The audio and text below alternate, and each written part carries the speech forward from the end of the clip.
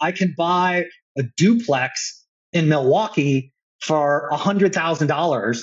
That same duplex in Southern California would cost you $1 million. Welcome to Motion Matters, where we shine a light on the entrepreneurial journey, sharing real stories of triumph and challenge. Guided by Jamie Tilka, we connect, inspire, and educate. This is Motion Matters. Hello and welcome to Motion Matters. This is the entrepreneurial podcast where we talk about the trials and tribulations of entrepreneurship. Today, I've got a lifelong friend with me, Jason Miller, and I wanted to have him on today because I think he has a very unique journey. He went into the corporate world after college, and then he eventually went off on his own, not once, but twice. And so I told him that I thought that this was super relative and that there's a lot of struggles that he had to go through in order to get there, and want to have him on the show. So Jason, thanks for being on the show, man. Thanks for having me. Awesome. So I kick this off typically the same way to get everything running. If you could just take a second, give a little bit about your background, kind of how you came into entrepreneurship. I'm originally from upstate New York, as you, of course, know. I went to school at Syracuse University, and when I left there, I always had an intention to get into the entertainment business. Wasn't exactly sure why or how, but after spending a year sending letters to all the big entertainment companies and being rejected by everyone as a senior in college, I made the decision to just hop in my car and drive to the West Coast, because I figured I'd rather be broke in California with great weather than broke in New York with terrible weather. So I did that. And I didn't know anyone on the West Coast. I didn't know anyone west of the Mississippi. But I got out to LA. I ultimately found my way to becoming an assistant to an agent at a company called CAA, Creative Artist Agency. For those who don't know CAA, it's one of the preeminent 2 or 3 biggest agencies in the world as it relates to representing musicians, actors, writers, directors, etc. And I became an agent at CAA, which was a crazy journey in and of itself. But ultimately, I spent 11 years in the agency business and represented everyone from Beyoncé to Jimmy Fallon to Maroon 5 and countless others, and was doing business for them all over the world, which was great. And then after 11 years, I left and took my first stab at entrepreneurship and launched a entertainment marketing agency / consulting business. And so I had a number of consulting clients around the globe who really all had different wants and needs. I worked with some nonprofits. I worked with some people that were looking to produce large scale events, be it music festivals, fashion events, political summits, whatever the case may be. I did a little bit of all of that.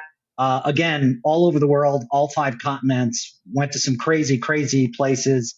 And after about 5 or 6 years of that, I decided I would go back to school and get my MBA. So I got a MBA at UCLA. It also involved studying in Asia. So I spent a lot of time in both India and in China as well as part of that. And towards the end of that program, I got a call from a colleague saying, hey, come help us launch this new division at Live Nation. Live Nation is, the umbrella company of Ticketmaster and is the largest producer of live entertainment in the world. So I went over to Live Nation, spent 8 years there, again, producing large-scale music events of all kinds and genres, worked with all of the biggest artists in the world. And then COVID. And as you can imagine, as I was producing most of my content in Asia, and clearly that is where COVID started, I would argue that COVID probably had a greater impact on me and my industry than, virtually anyone in any industry, because Asia was the first place to shut down in the world. It was also the last place to open back up. And when I say shut down in live entertainment, I mean shut down. I don't mean wear a mask or stand far apart no, shut down for 3 years. No artists from the West were touring Asia. So it was a pretty dramatic moment in my life and career for sure. And during that time, I partnered with a company called Eventum, which is a German-based company who is the second largest producer of live entertainment and ticketing around the world. They're ticketing the upcoming Olympic Games in Paris. We'll also be ticketing the upcoming Olympic Games here in Los Angeles in 2028, and was with them for 3 years until very recently. And that was technically, I guess you could say that was entrepreneurial as well, as that was really a joint venture deal with them. Yeah, no, 100%. In fact, I think it's super interesting because we talked about it a little bit before we came on to the show, but yeah, I think those are mutually independent. And so I kind of want to go back to the first one and just get a little bit of your perspective about that. So as we kind of discussed before coming on the air, I think it's crazy, man, because you were at a multiple six-figure, you were at a well-paying job, and then you made that decision to leave. So can you talk a little bit about what that struggle was like? Because it's very easy for you to push the easy button and stay in the corporate. I've got the job. I'm making good money. I may or may not advance. Like, that's a huge step. And that's one of the things I think people struggle with. Can you talk a little bit about that? I think most people would say that entrepreneurs are born that way. I'm not entirely sure I subscribe to that. I think lots of entrepreneurs become entrepreneurs out of necessity to some degree. My journey is probably somewhere in the middle. I obviously I went to college, did the 4-year degree thing, and then, got a corporate job. But what you learn and realize quickly is that no matter what industry you're in and what company you work at, if you're not your own boss, you're not controlling your future. You're not controlling how much you get paid. You're not controlling when you're going to get promoted. You may not be controlling how long you have a job, where that job is going to be located. All of that is in the hands of someone else or other people. And those other people don't always have the same motivations that you do. And so I think for me, I was incredibly happy at my time at CAA. It was, in the entertainment industry, it was like, playing for the New York Yankees. Like they were, it was a big deal. I got, all the best seats at restaurants, that kind of thing. It opened doors. But I also knew that time and those connections and network were going to be forever. They can't take away from me what I've accomplished and what I've done. And so that would be on my resume, and just having worked there as long as I did was going to continue to open doors. So I felt like if I was going to have some control over my future, it was a unique opportunity to leave at that time, because I wasn't married, didn't have kids, had a ton of flexibility. And so I could take some chances at that point in my life, that maybe I would have been less inclined to take at other times. So if I'm picking up on what you're laying down, is that the fear of losing the monetary stability didn't exceed your desire to potentially control your own destiny, right? Yes. Yeah, that's fair. No, that's great, because again, I think a lot of people get to that proverbial cliff and they're not willing to take the step off. It's very difficult. So I wanted to hear from your own perspective. So I appreciate that. Man, you talked about one thing about not being able to be the decision maker, just to make a comment about that specifically. You and I obviously have remained in communication for the vast majority of our existence, since we grew up in the same town. I took the military path. You took the corporate world path. But I remember looking at one of my commanders one day and I told him, I said, you know what just hit me? I was like, I'm not the commander. So ultimately, I will never make a decision. I'm an advisor, and that's it. And I'm actually okay with that. But I'm now at a point in my life where I want more. And so in order to be able to do that, I have to leave. Otherwise, I never get to decide anything. I'm just an advisor. And so hearing that from you it's interesting. It's just, two separate worlds. You and I have talked about this, military versus the corporate world, but yet so many similarities. Yeah. So that was your first instance. Your second one, as I like to use, we have a military terminology. We talk about forcing function. So as you named, COVID, the pandemic, that forced you to. So at that point, again, it kind of, if I recall the story that we talked about, you were kind of forced into that, like, hey, I've got to create something. And so therefore you put this together and then potentially, ultimately ended up collaborating with them, right? Yeah, I think I recognized that I had built a great corporate resume over the last 25 years or so.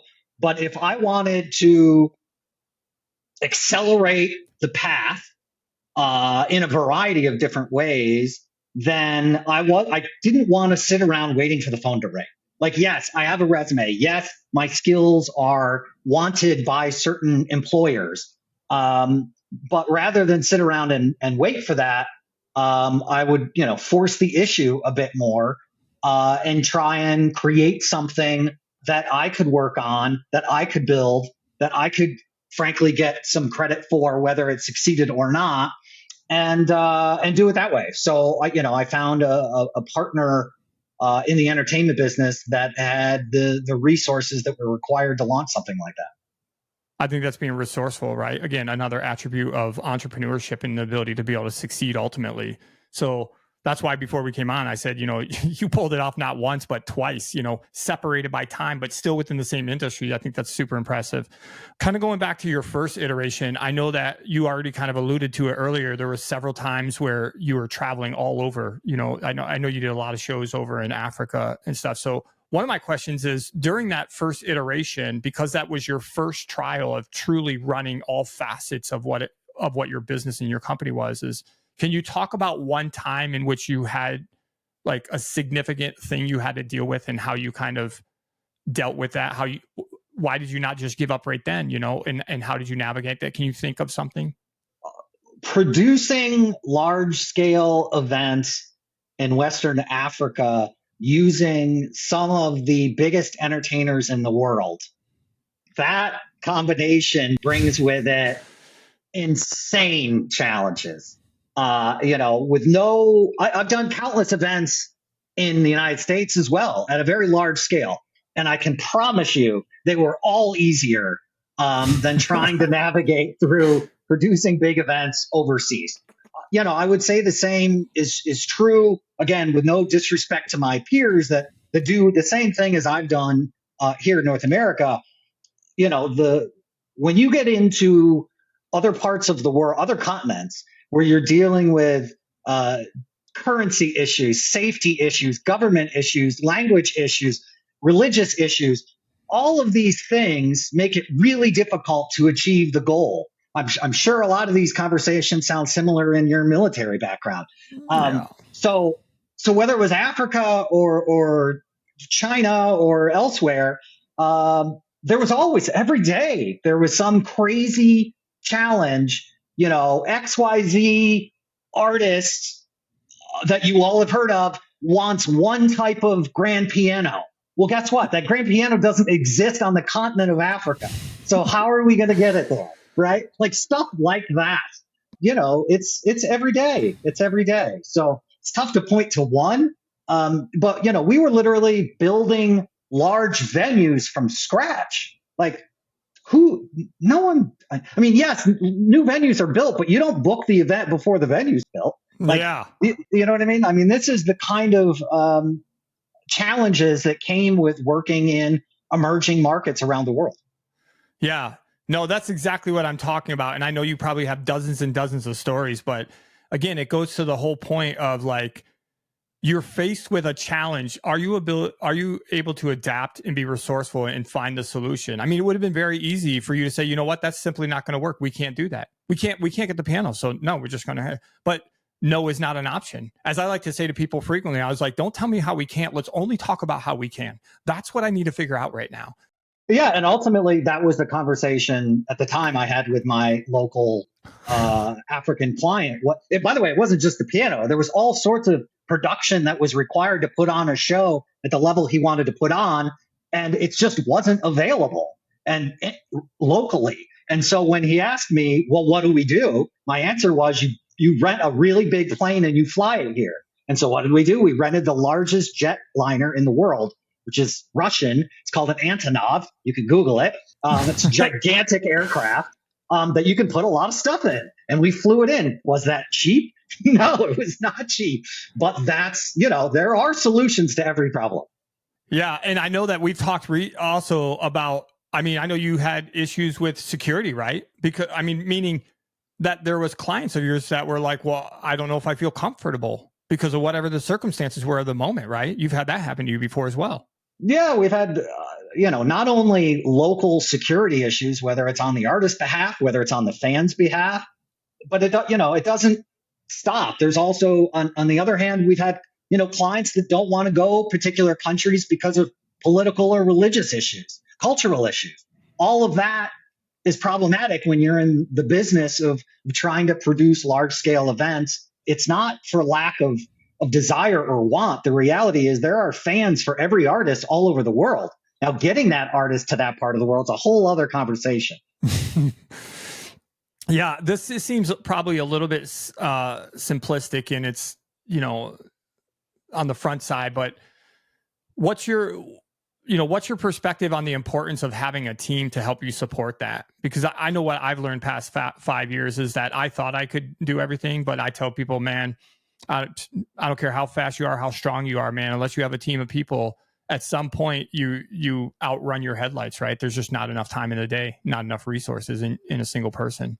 In both of my corporate roles, whether it was at CAA or at Live Nation, I was brought in and then I had to find my way to work together with teams that were already in place.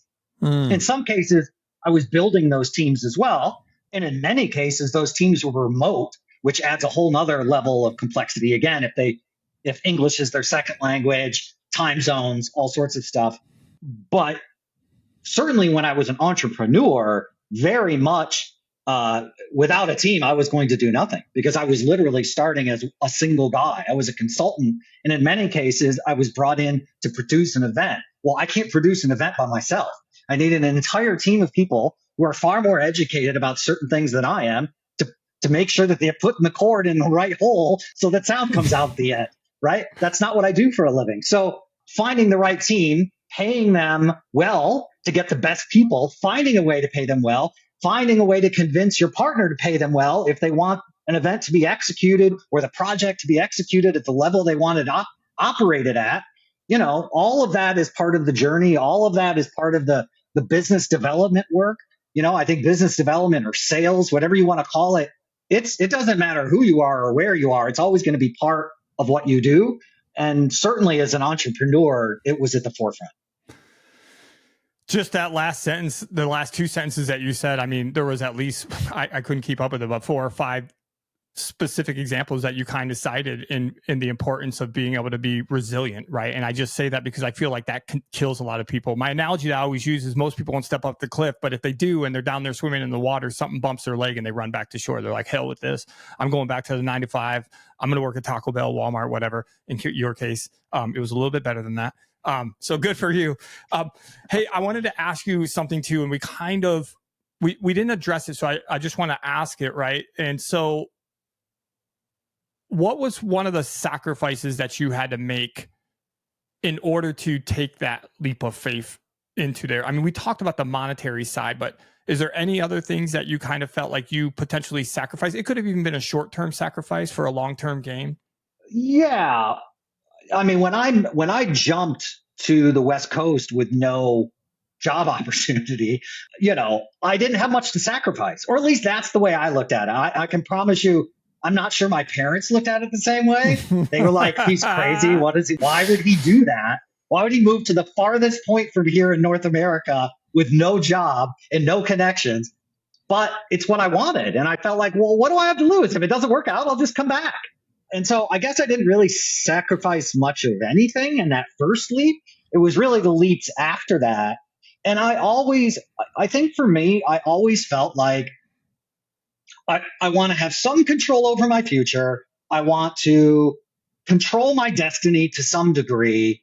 And no matter what I do, I'm constantly stacking the deck that is my career achievements. So now I haven't just been a corporate guy. I haven't just worked for a public company. I've also worked for private companies. I've been self-employed. I've done it all. I've done consulting gigs. I've done, all the gambit of how you can be employed.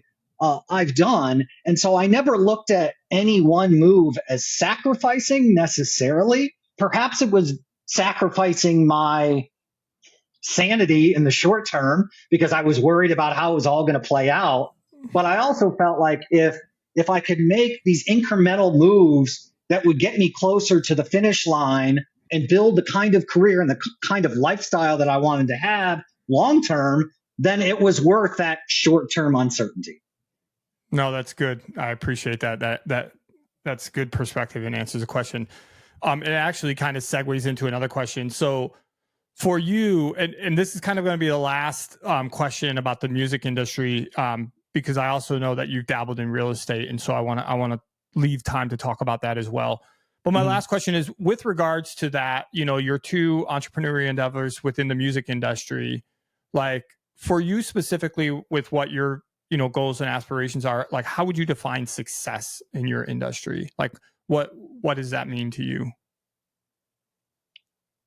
I'm not sure I would put a financial number on success necessarily. The music industry, particularly the live music industry, is a small network of people. There's a relatively small number of people that control a vast and large number of entertainers who perform all over the world for billions of people. But those decision makers are few. And so I think I often say that my proudest achievement, if you will, is just staying in this business for as long as I have, because it's a crazy industry. And, I thought it was crazy before COVID. And then, wow, holy cow. That's a black swan event, as they say, that changed everything for countless people that I know. So my ability to stay in this business, to continue to operate at a high level, to continue to maintain my network of friends and colleagues, that to me, I think is the success. I don't necessarily look at my bank account and go, oh, well, that's why I'm successful, or the car I drive, or the house I'm in. None of that points to success. I think longevity for me, doing what I want to, working with the people I want to work with, those things define success a bit more than the dollar signs.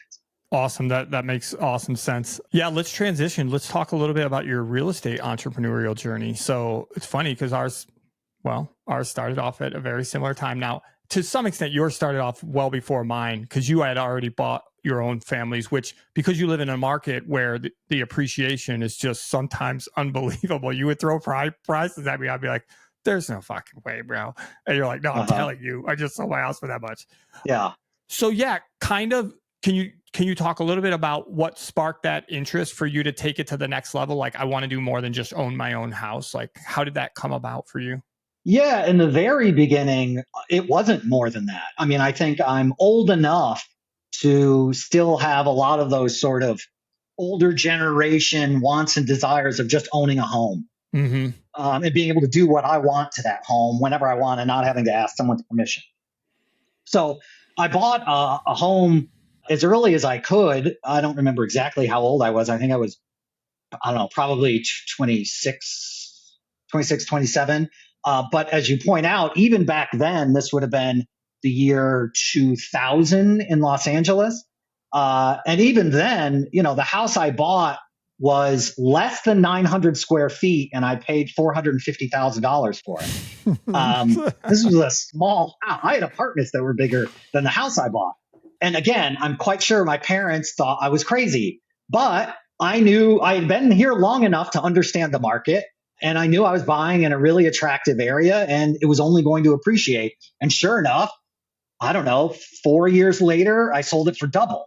So like $850. So again, for 875 square feet. So, I got 850,000 for that. I made a nice profit and kicked the can down the road into the next property.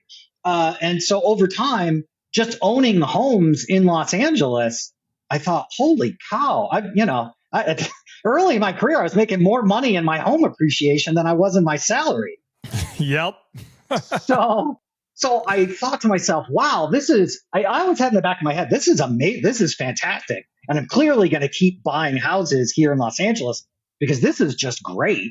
It's like this built-in retirement account. You need to you need somewhere to live. So why not live in something that's going to fund your retirement, 40 years later? So I always knew in the back of my head that I wanted to continue to own real estate. I don't think it was until probably almost probably, I don't know, 8 years ago, where I started thinking like, well, wait a minute. I started investigating, okay, if you do all of the things that wealth advisors would tell you to do, max out your 401k, max out an HSA, a health savings account, max out an IRA, yada, yada, yada. I was doing all of those things. And then you say to them, okay, what do I do next? And they go, well, you just buy stock. And I go, well, okay, but the stock market, I don't control the stock market at all. I can't possibly know what Apple's going to do next quarter. And frankly, my stock performance portfolio had not been great over time, as it were. In 2008, when the market crashed, I nearly lost half my investment through no fault of my own. And I thought, well, I never want to do that again. That was terrible. That was a huge step back that I don't ever want to deal with. So I started investigating what to invest in, and then also investigating the tax code and how do I keep more of the money that I'm making. And ultimately, when I spent a lot of time researching both of those things, and they all came back to the same thing: real estate, real estate, real estate. And so I thought, well, gosh, I've had such a fantastic run here in Southern California. Let me start investigating what else I can do in the real estate world on my own, because again, I still had a full-time job, which I wasn't really prepared to give up. It just so happened that during that same period, you came to me with a unique opportunity that I found interesting and appealing.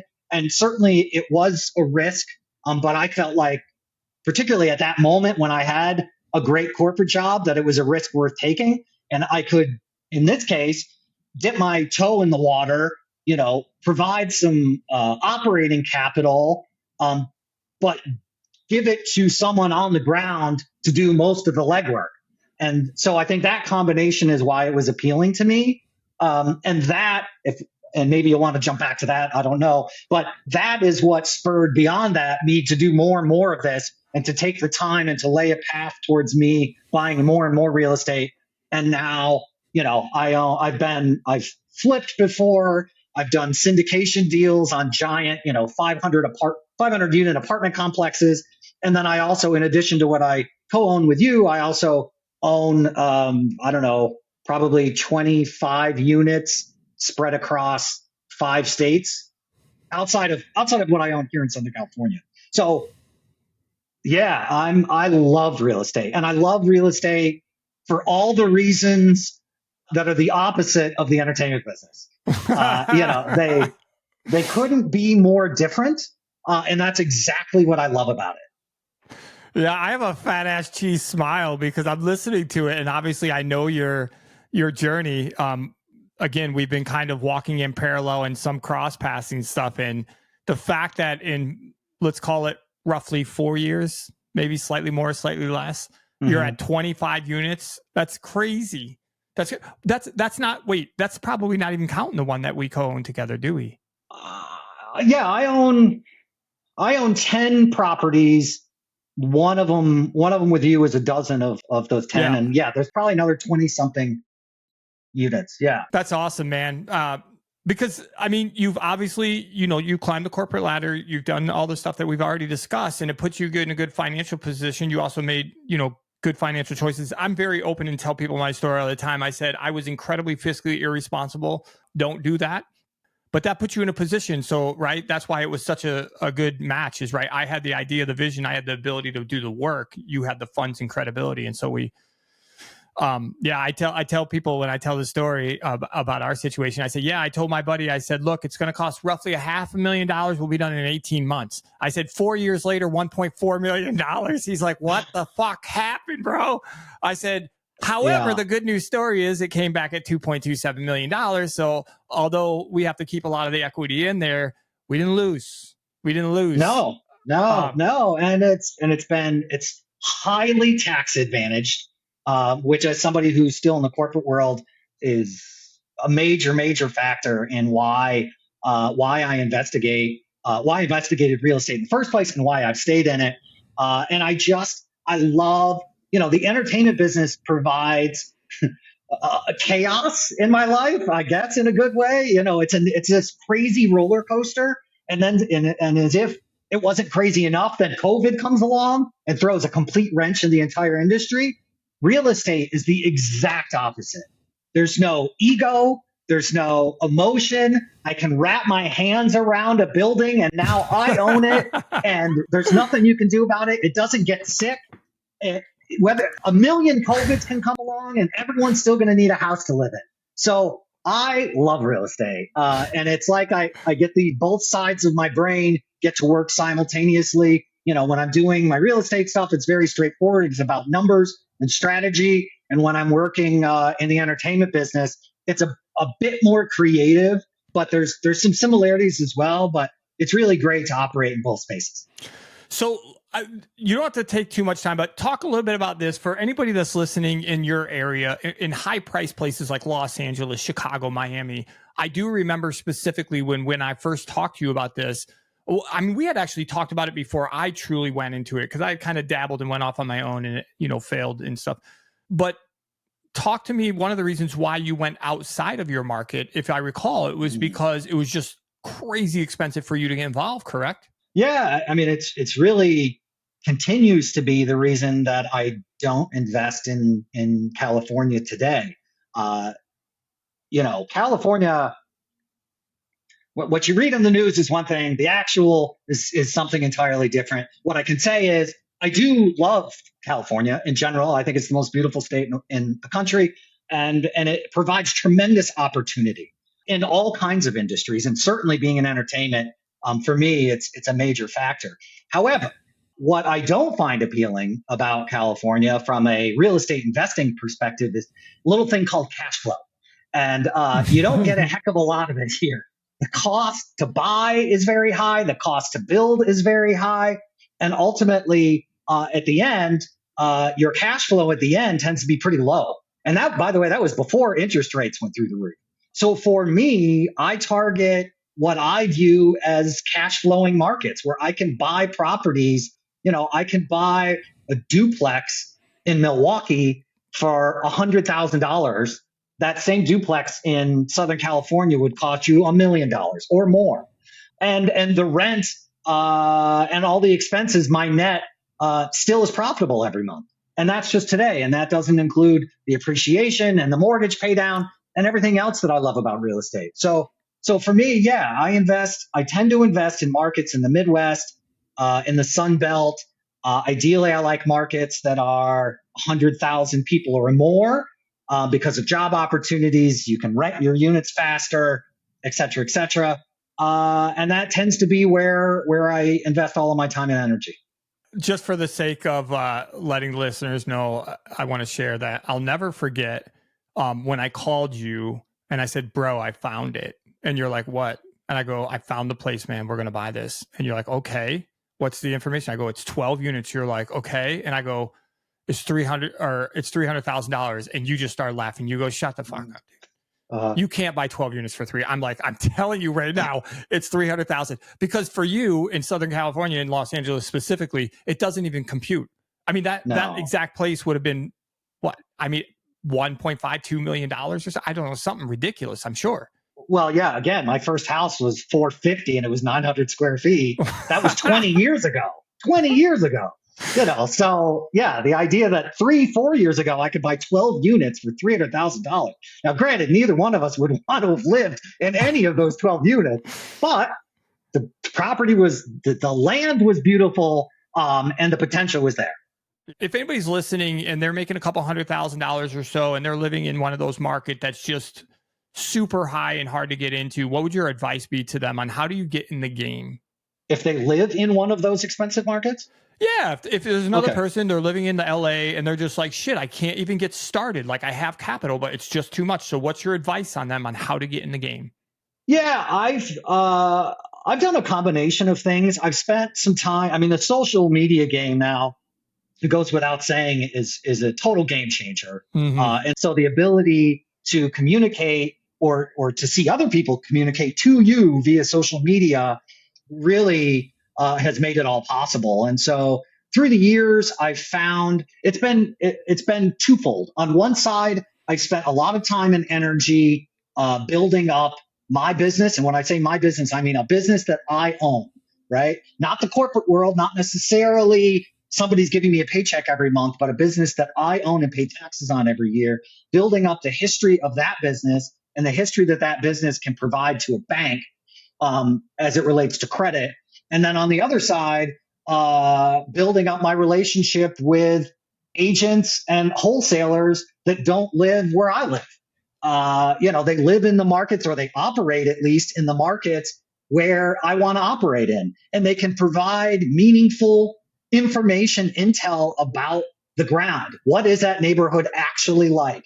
Like, I know I'm buying a $100,000 property in a not so great neighborhood, but how not so great, right? Is this a war zone, or is this just maybe you don't want to be there at 2 a.m? Those are two different things. So that local intel and those, whether it's wholesalers, other people in the business, investors that have the infrastructure to bring you deals, that deal flow, as people like to talk about in the real estate game, building relationships with them and becoming a qualified buyer for them, somebody that they know is going to close, so that they give you priority when, if it's not a property that they own, they know that if they assign it to someone else or they provide the contact to the seller, that you're going to close on that deal. That's meaningful, and that doesn't happen overnight. That takes time, and you just have to build it. And by the way, same goes with banks. You can't just roll in. Most people can't just roll into a bank and get a line of credit for $1 million. It doesn't work that way. You really have got to have track record, and it's not dissimilar to a credit card. They like to see how you behave with that credit that they're giving you over time. And I'm always conscious of how I use my money, how quickly I can give it back to the people that lend to me. And that takes a lot of time.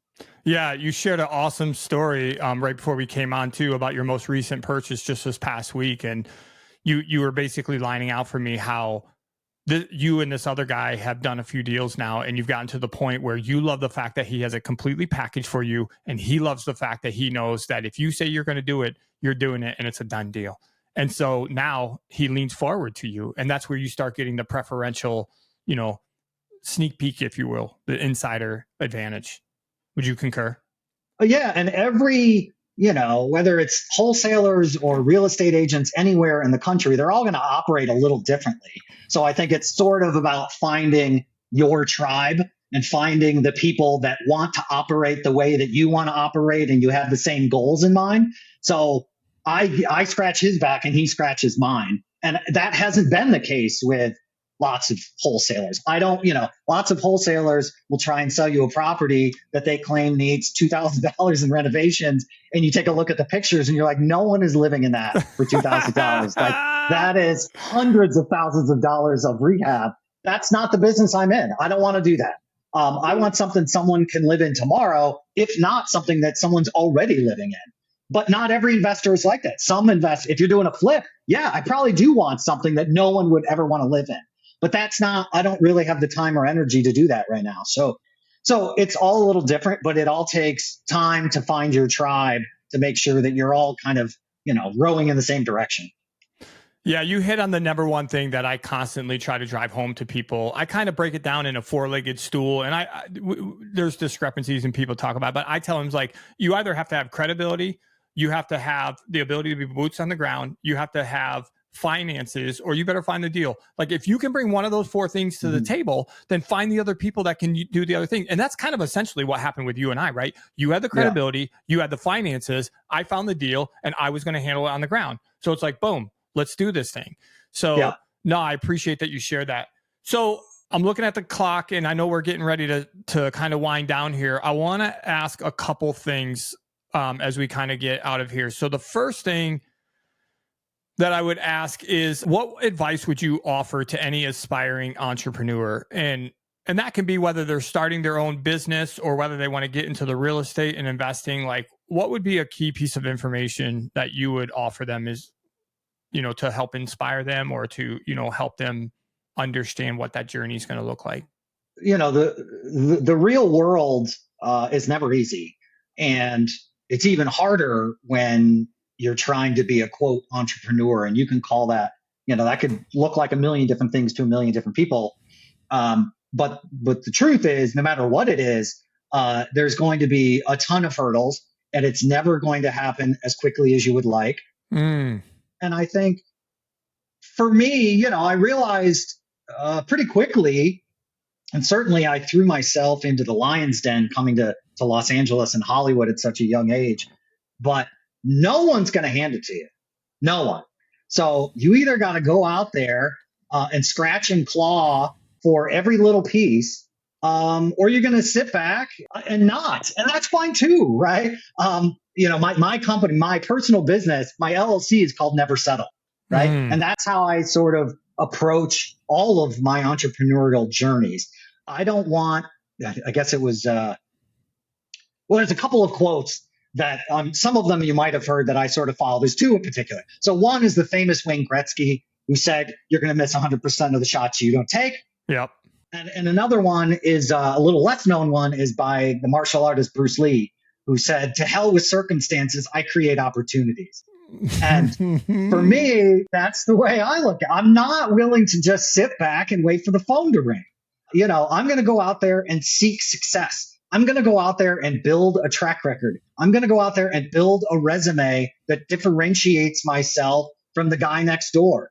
And when you do that slowly over time, you're going to be given advantages or luck or whatever you want to call it that some others don't. And it was simply because you invested that time and you took those shots that other people weren't willing to take. Yeah. They're both great, but the second one, I so resonate with that. You more than 99% of the people I know understood that, what my childhood was like as far as not being well-to-do and growing up in poverty. And I talk about circumstances all the time. And I tell people, okay, so are you going to change it? Yes or no?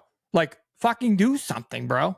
Like, if you're going to sit here and cry about it, then, and I'm a little bit more aggressive in my vernacular of how I describe it, but I said, you said it, and then you kind of pause because maybe you're trying to be politically correct. But I say, do it or otherwise accept mediocrity. Right. So that's it. Like, if you're cool, you're going to work 9 to 5, you're going to get your paycheck and come home and buy a slice of pizza on the weekend. Sweet. Right. Whatever snaps your carrot, brother. Like, do your thing. So I love it. Okay. So last thing that I want you to offer is there a particular book that has really changed your life, like that you would recommend that people read? Well, I can tell you the number one, the only book in any genre that I've ever read more than one time is How to Win Friends and Influence People by Dale Carnegie. I don't care who you are or what industry you're in, none of it. I think that book changed my perspective on life and business in a way that no other book ever has. So if you're only going to get one, if you take anything away from this podcast and you're listening, go get that book. And it was written decades ago, well before I was born. In the 30s. I think and it still resonates today. The stuff he talks about, it's stuff that you go, yeah, that makes total sense. Why did I not think of things that way? Game changer, total game changer. Yeah, I'm in the same boat. Look, man, when my kids graduate high school, I think you already know this, but I do a 3-bundle book pack with them, and I wrap it in a piece of twine, just like Laura Ingalls from The Little House on the Prairie, right? And that's Dale Carnegie's How to Win Friends and Influence People, Rich Dad, Poor Dad by Robert Kiyosaki, and The One Thing by Gary Keller. And the reason why I do The One Thing is because I feel like it's an all-encompassing, like, what are you going to do today that's going to change your circumstances tomorrow, and then have that, I will say this. I don't know if I've ever said this because I didn't realize that was one of your favorite books, although I do think I do recall you saying it before. But I tell people that I love that book, but I consider that like the 100 series. Like, this is your fundamental knowledge on how do you build relationships. But the secondary one that I really, really love is John Maxwell's Everybody Communicates, but Few People Connect. Bro, read that. That thing is phenomenal. But anyway, look, this has been awesome. I think you bring a ton of value for people listening. Particularly, I think you're one of the first people I've had on that have the extensive amount of corporate time that you have.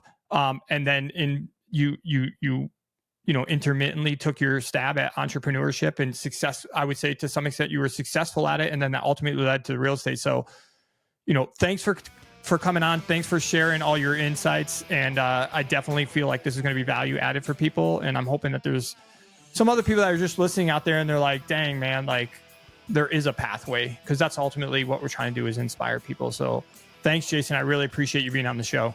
Love it. Thanks for having me. All right. Take care.